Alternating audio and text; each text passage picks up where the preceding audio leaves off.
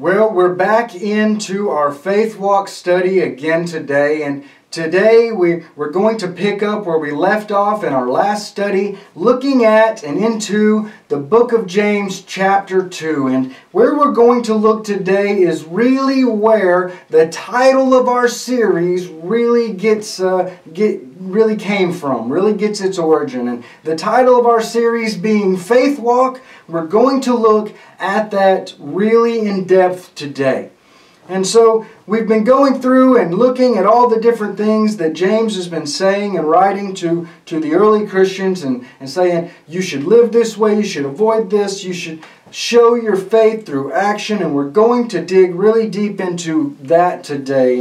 And so picking up today in chapter 2 of the book of James, verse 14.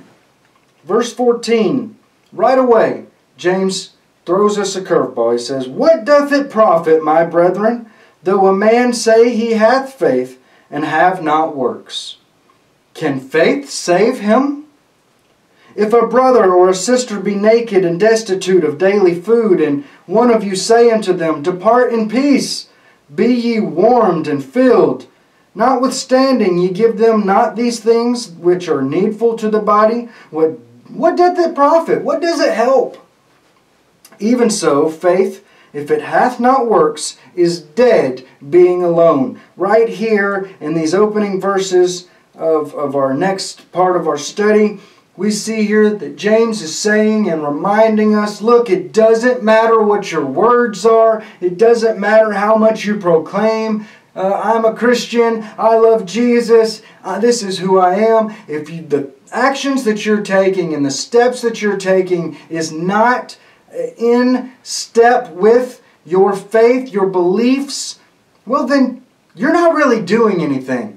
Well, you're not doing anything but failing. And really, your faith, it's not real. It's not. It's matter of fact, James says it's dead. If you can't look at your brothers and sisters as you're driving down the highway and you see a man over there who is hungry or lacks clothing, and you can't stop and say, you know, I'm going to allow the Spirit to lead me. I'm going to stop. I'm going to go to him. I'm going to tell him about Jesus. But even at the most basic, I'm going to say, you know what? This guy needs something that I have.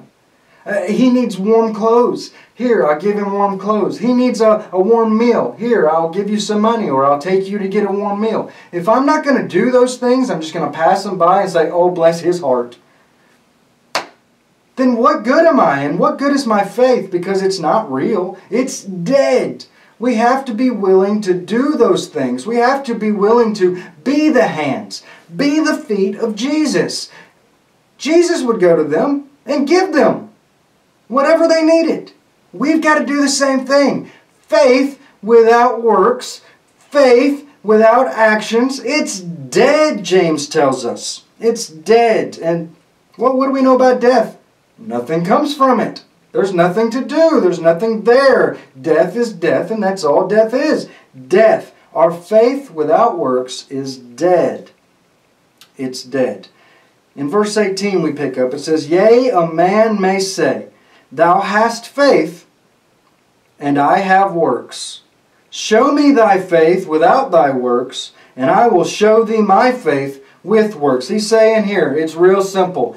These things, faith and works, they have to be in alignment with one another. Alignment. I don't know, maybe as you're driving down the road, if you've ever experienced a vehicle, a car, whose wheels were not in alignment with one another. This left driver's side wheel, it's going this direction because it's on a cant. It's on a different alignment than the passenger side driver's front wheel. And if the wheels are not in alignment with one another, then the car's not going to steer properly, and really you're not going to get anywhere. You're essentially dead in the road.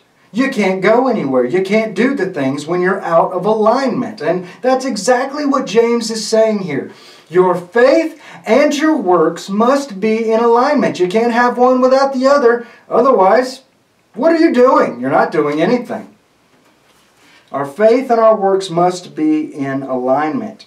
You want to show me your faith?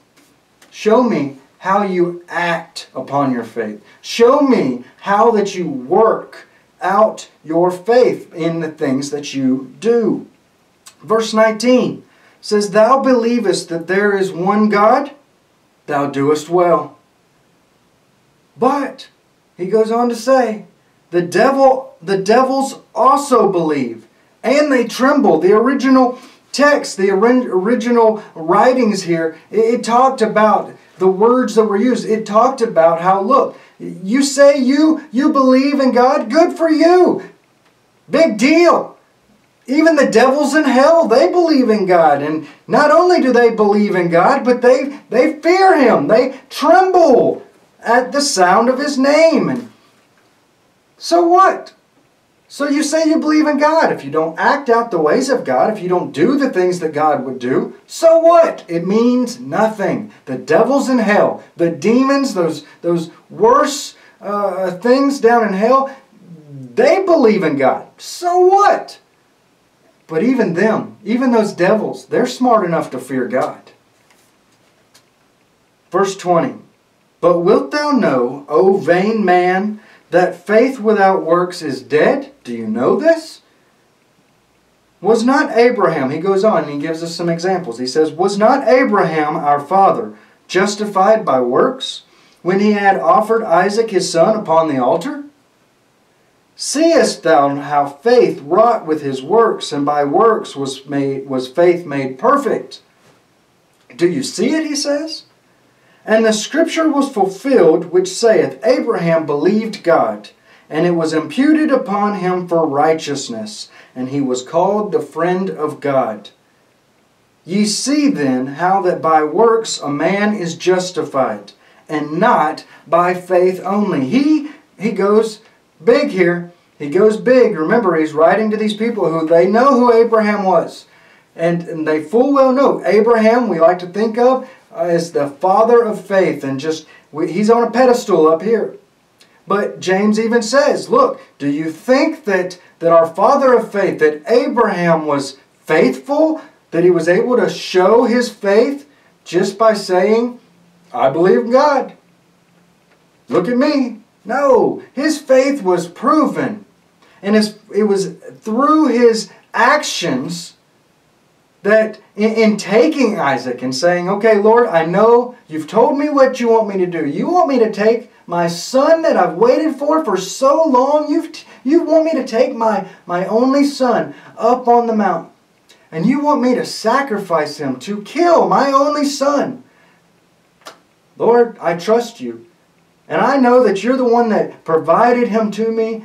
I believe that if you're going to do anything to stop this, I trust you. And if you're not, Lord, I still trust you. This is my faith put in action. And that's what Abraham did. He took Isaac up. And it's through those actions, it's through those steps that Abraham's faith was proven. And our faith has to be the same way. But James goes on to say, as we will see in the next scriptures, he says, okay, well, guys, you might be saying, well, come on, you can't just use Abraham on us. You know, Abraham's up here, I'm down here. You can't expect me to just do the things that Abraham did. I mean, Abraham's on a whole other level. So then James goes on. With verse 25, he says, Likewise also, was not Rahab the harlot the prostitute? He's referencing a prostitute here. He says, okay, if Abraham's too high for you, let me bring it down. Let me bring it down a notch or two. I'm going to talk to you about Rahab. He says, Likewise also, was not Rahab the harlot justified by works, when she had received the messengers and had sent them out another way? She took them and let them out the window. She proved her faith in God and in what He had to say by following through with the actions of that requirement. She was putting faith to action. Faith to action.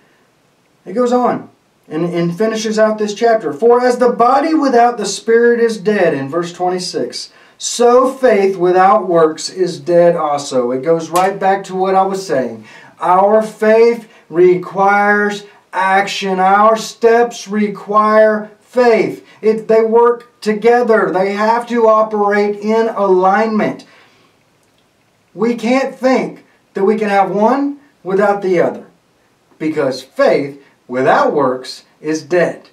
Faith without works is dead. So, how do we live out a life of faith? How do we walk out a life of faith? We have to do those things that we read about, we think sound so good, those requirements that the Lord gives us, and how that we're supposed to live our life.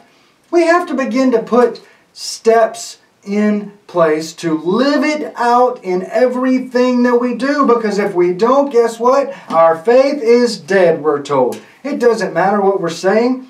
It's just words.